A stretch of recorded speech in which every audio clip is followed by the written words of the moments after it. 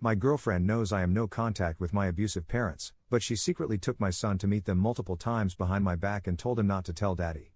Posted by you/Hellshelf. I, 22M, didn't have an easy time growing up. My childhood was so messed up that I sort of just put it all in a mental box and left it at that. Needless to say, I left my parents as soon as I could, went no contact, and haven't seen them since. There are several reasons I went no contact, and my girlfriend, 23F, seemed understanding enough when I told her that I didn't even want to tell my parents about their grandson. I don't want my son around these people, I don't want my girlfriend around these people, and above all, I would never leave any child alone with these people. My girlfriend doesn't know exactly what my father did to me and my sister, but I also feel like she doesn't have to know in order to respect my wishes. Yesterday, my sister texted me a picture of our parents' dog, and in the background were my son's shoes. Our mother uploaded it on Facebook, where I have them blocked, but my sister recognized the shoes, though she was mainly concerned about them even having a kid over.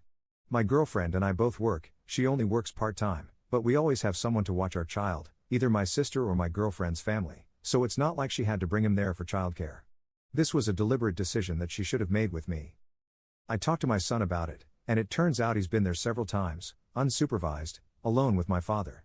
Apparently, nothing happened, but I was understandably angry and confronted my girlfriend as soon as she got home, which, of course, led to a huge fight. She left crying and went to her parents' house, and later, her mother came to pick up my son. I refused, which led to a fight with her mom too. My girlfriend texted me, asking to talk later today, and I know I can't keep my son from her, nor do I want to, but I don't want to go into our conversation unprepared. Any advice is welcome. I also feel betrayed and still very angry, and I'm honestly ready to break up over this. But my son is very upset and anxious because he heard our fight, and I'm just at a complete loss on how to handle this. Relevant comments. Commenter. On the one hand, if she doesn't know the whole story, I can appreciate why she would want to try to foster a relationship. But on the other hand, she betrayed you. And furthermore, why did she need a secret babysitter? It kind of seems like there's more to this if she was leaving him with them. Op's response. Even without the whole story, I always felt like she knew enough about my childhood. I can understand it too. Her mother also told me not to hold grudges, and my father apparently has issues with his liver, wonder where that's coming from. So I should just take the first step and forgive them, but this is my decision. She kept it a secret for months and essentially told my son to lie to me. I was so angry I didn't even think about any other reason why she would leave him there, but you're right. I mean, I kind of just assumed that she would visit them to rebuild that relationship because we have babysitters. Op explains if he has documents or reports of the abuse from his parents and other significant details. Yeah, my sister and I have no proof of what happened, and she wanted to get financial aid because her PTSD makes it harder for her to work, but her lawyer said it would be hard to get anyone to believe her or us. She eventually gave up on that. A couple of people have suggested lawyers and custody agreements, but I'm worried that my son would end up living with my girlfriend and her family if we broke up because I have nobody in my corner except for my sister, while she's his mom and has a whole family to support her. Admitting to or confronting what happened with my parents in the past is really hard for me, which is why I never actually told her in detail, and I think that was my mistake. I never considered that she'd want him to meet them. Until my sister texted me the photo, I had kind of just ignored their existence. Commenter 2. She taught your son not to trust you. That would be a reason to take her to court for a custody agreement, requiring her to sign that she will never take him to your parents behind your back. Imagine a toddler being told by his mom not to tell daddy. That little kid was in an abuser's home, unsupervised, many, many times. Imagine if grandpa had done something to him, but the child had learned to keep secrets. That's horrible and manipulative. Imagine if an accident had happened to that child. You wouldn't have had any idea. That betrayal is unforgivable. She drove a wedge between you and your kid. Nah, I would be done. Op's response. I panicked when he said it was something he wasn't supposed to say. She apparently told him it was a surprise, and that's why he had to say he was at her parents'. I wouldn't have been this upset if she had cheated on me, but she involved him, made him keep a secret, and put him at risk. The more I've been thinking about this, the more I feel like I just can't trust her anymore, especially if something did happen and he just doesn't realize it, or I haven't asked the right questions, or he doesn't have the vocabulary. Update 4 days later. First of all, thank you for all the comments and input. I didn't feel like I could even think when I made my initial post, so it was good to get different perspectives. This will be a long post, apologies in advance. I did write that my girlfriend and I would talk the same day I posted, but we didn't because I needed to sort myself out, and I think she did too. She's been avoiding me ever since and requested that we talk at her parents' place, but I didn't want that, so we didn't get to talk until yesterday while my son was at my sister's. Apparently, in September last year, my mother reached out to my girlfriend on Facebook, asking how my son and I were doing. My mother is a very intelligent woman but highly manipulative. She convinced my girlfriend to visit them because my father is ill. My girlfriend said she didn't tell me because she knew I'd say no, and she wanted to see what kind of people my parents were. She brought our son but didn't leave him alone at first. However, their visits became fairly regular, and she eventually became comfortable leaving him with my parents. He seemed fine, he even seemed to like it there, so she didn't feel like he was in danger. The first time she left my son fully alone was when she went Christmas shopping. I think, based on what I had told her about my childhood home, she expected a house of horrors, but according to her, the place was clean and fixed up, the dog was healthy, and my parents were nice. The thing is, she knew something had happened to my sister. I never told her what had happened to me, which I now see I probably should have. She doesn't see predators everywhere like I do, and since my son didn't report anything negative, she saw no issue in taking him and leaving him there. It's pretty clear that she doesn't know anything about abuse or what it can look like. I don't understand how she thought she'd be able to spot the signs with so little knowledge.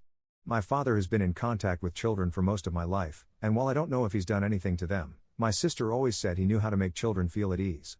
Both my parents are very methodical and calculating, so I don't blame her for believing them, but I do blame her for not discussing this with me. She went to visit them after talking to my mother for a few days, whereas I lived there for 17 years, and somehow she thought she knew better than me. Even when I told her some details about my childhood, she still tried to push for supervised visits, saying my father was ill and that our son had a right to meet his grandparents, which I don't agree with at all. The thought of children being around these people makes me sick, but she seems reluctant to agree to officially limit their visitation rights. However, I'd need her agreement unless I won a court case. I also tried to explain why this felt like a betrayal, because this isn't just about putting my son in danger, it's also about her going behind my back for months. What else would she be capable of? Then she told my son to keep the visits a secret, which is exactly what abusers say too. She did apologize, saying she made an honest mistake and feels like I'm blowing this out of proportion, and that her parents think so too. Besides, our son is fine, and she said I shouldn't have raised my voice at her mother and should be more grateful for what her parents have done for me and us over the years, which I am. I owe them, sure, but that doesn't mean they can just overrule my parenting decisions or get so involved. I feel like neither she nor her parents trust me or take me seriously, and it's so frustrating when the mother of your son is pretty much actively working against you. I don't think she can even grasp how terrified I was when I talked to my son about their visits. Again, I know it's my fault for not telling her everything, but I never thought she would do something like this. My past never really affected me much anyway, I never felt like there was a reason for her to know all the details. Honestly, I don't know if anything is resolved. I know why she made the choices she made, but I don't feel like she understands why I was, and still am, upset. She left after bringing up her mother because I got angry, and I know I shouldn't have, but I revealed something so big and still don't feel taken seriously.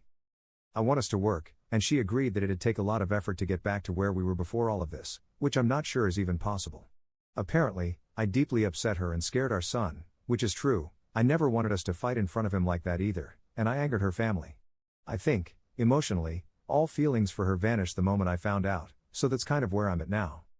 I wish we could make it work for his sake, but I don't want him to grow up with dysfunctional parents or with his parents fighting every day.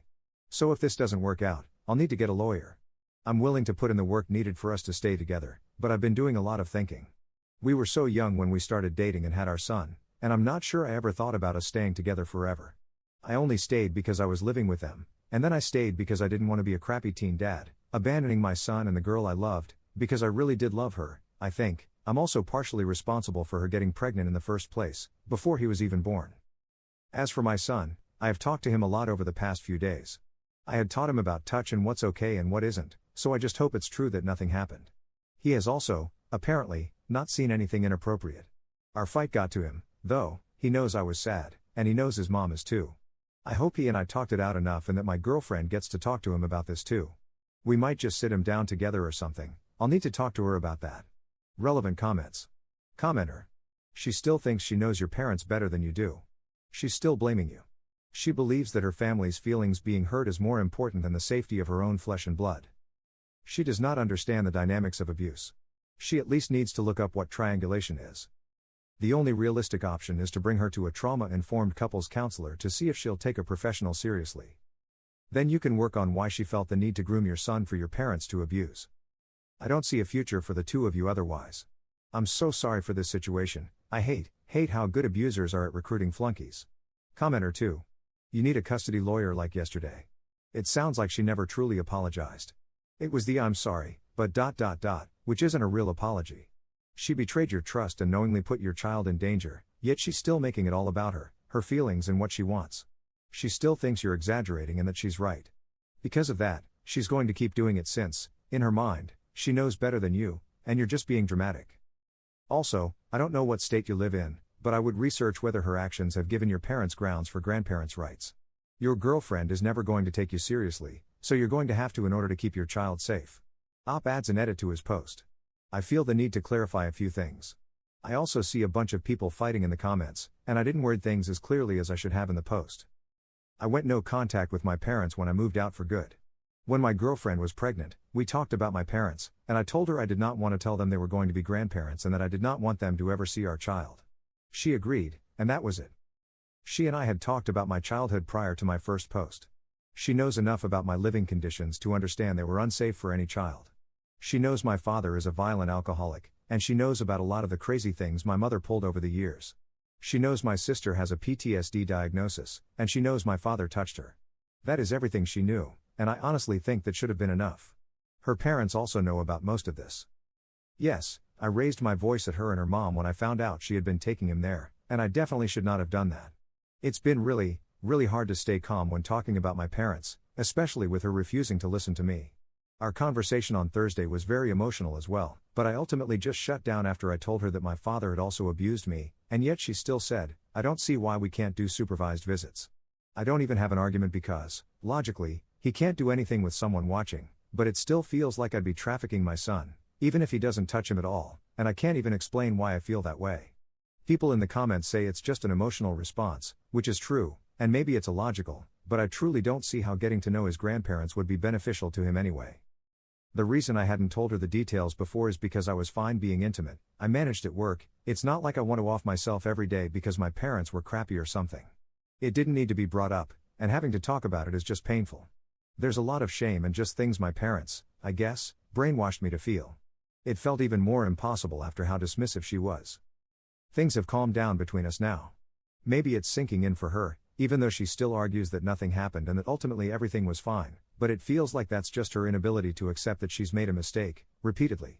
She said she really thought they were okay because they seemed normal, clean house and all. Their dog is not a ball of matted hair like our old one, everything being the opposite of how I described it. I don't think she'd bring him there behind my back again, but I obviously can't say for certain. We have not talked about this anymore. Maybe we need that right now so our son doesn't realize how bad it is between us, though I'm worried he knows anyway. I think we will separate, though. I don't see us as future partners anymore. Her teaching him to lie to me, and her parents apparently telling her that isn't a big deal, really scares me. I'm scared they will paint me as abusive or something because I really don't have much going for me when it comes to custody. She's the one with a functional support system, with people helping her look after our child, and her parents have the money for a good lawyer and can risk a lengthy legal battle. All of this, however, are things I need to talk to a lawyer about as soon as I find one. I'm not feeling anything for her anymore, not even anger. I know we can't stay together. I don't want us to end up like my parents. I don't want my son exposed to that, so I'm going to have to discuss separating with a lawyer and then decide from there. I think the best I can hope for is that we'll separate without much fighting and that we can co-parent effectively, which is also why I don't want to stir up any more arguments. I'll definitely take legal steps to prevent my parents from seeing him, as well as take him to a doctor. Relevant comments. Commenter.